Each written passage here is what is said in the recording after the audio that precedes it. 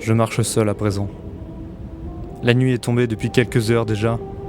Mes mains sont engourdies par le froid. Je peux le ressentir. En direction de l'ouest.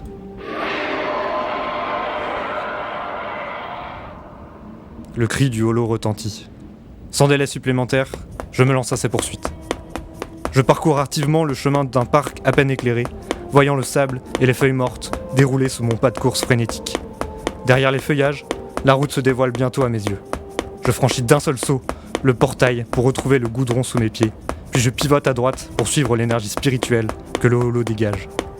Les rues seraient vides sans les quelques passants tardifs qui traînent naïvement. Ils n'ont pas la moindre idée du danger qui les menace. La direction a changé. Je virevolte immédiatement et rebrousse chemin. Ce holo n'a rien d'ordinaire, et j'ai un mauvais pressentiment. Les visages inquiets des esprits que je croise défilent sans cesse. Me voilà de retour dans le quartier du jeune garçon. Soudainement, j'ai perdu sa trace. Je me fige, déconcerté. La rue est déserte. Les lumières de la ville, autrefois chaleureuses, aggravent mon inquiétude. Le vent se rafraîchit davantage encore. La situation empire. L'abomination s'est jouée de moi. Elle n'a fait que m'écarter de la maison pour y revenir en un éclair s'attaquer à la même proie. Pourquoi ce lycéen l'attire autant ? S'il a pu me voir et m'entendre tout à l'heure, son énergie spirituelle ne doit pas être négligeable. Pourtant, je n'avais rien remarqué. J'ai atteint la maison et constate les dégâts du holo sur le toit. Un trou béant, comme témoin de son potentiel destructeur. Je rentre. La pièce principale est sans dessus-dessous. À ma droite, le corps ensanglanté d'un homme de la quarantaine, probablement son père. J'aperçois également sa sœur, étendue au pied de l'escalier. Le holo est penché sur elle, prêt à la dévorer.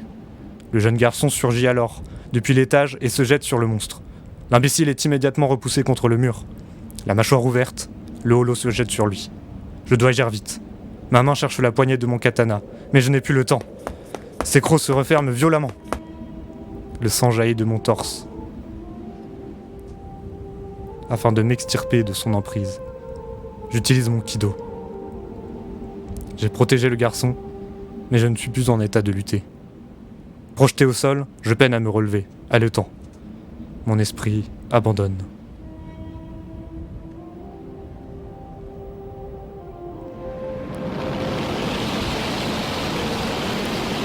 Le lycéen ne peut se résoudre à cette fin tragique. Son sang bouillonne de combativité. Je lui pose alors mon ultimatum, la seule voie qui pourra sauver sa famille. Accepte mon pouvoir.